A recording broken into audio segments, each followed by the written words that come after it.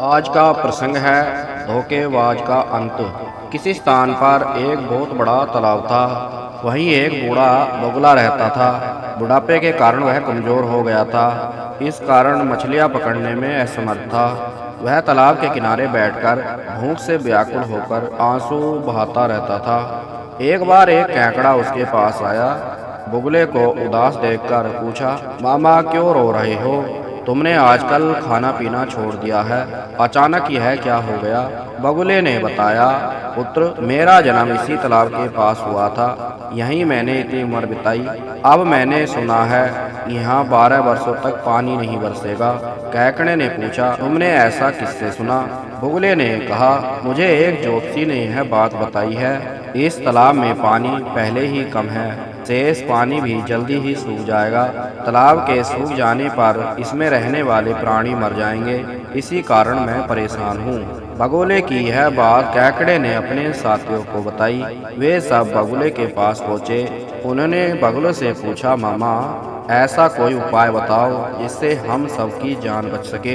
बगुले ने बताया, यहाँ से कुछ दूर एक बड़ा सरोवर है।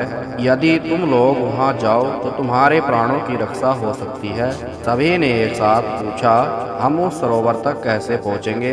चालाक बगुले ने कहा, मैं तो अब बूढ़ा हो गया हूँ। तुम लोग चाहो तो मैं तुम्हें पीठ पर बैठाकर उस तालाब तक ले जा सकता हूँ। सभी बगुले की पीठ पर चढ़कर दूसरे तालाब में जाने के लिए तैयार हो गए।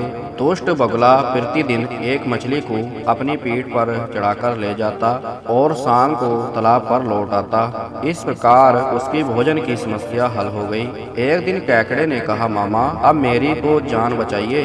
बगुले ने सोचा कि मछलियां तो वह रोज खाता है, आज कैकड़े का मांस खाया जाए। ऐसा सोचकर उसने कैकड़े को अपनी पीठ पर बैठा लिया। उड़ते हुए वह बड़े पत्थर पर उतरा जहाँ वह हर दिन मछलियों को खाया करता था। कैकड़े ने वहाँ पर पड़ी हुई हड्डियों को देखा। उसने बगुले से पूछा, मामा, सरोवर कितनी दूर है? आप तो थक गए होंगे। बगुले ने कैकड़े को मूर्ख समझकर उत्तर दिया, अरे कैसा सरोवर, यह तो मैंने अपने भोजन का उपाय सोचा था। अब तू भी मरने के लिए तैयार हो जा। मैं इस पत्थर पर बैठकर तुझे खाऊंगा। इतना सुनते ही कैकड़े ने बगुले की गर्दन जकड़ ली और अपने तेज दांतों से उसे काट डाला। बगुला वहीं मर गया।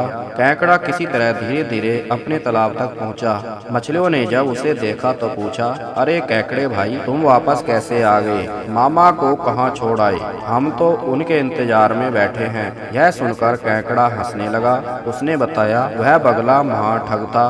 उसने हम सभी को धोखा दिया। वह हमारे साथियों को पास की एक चट्टान पर ले जाकर खा जाता था। मैंने उस धूर्त बगले को मार दिया।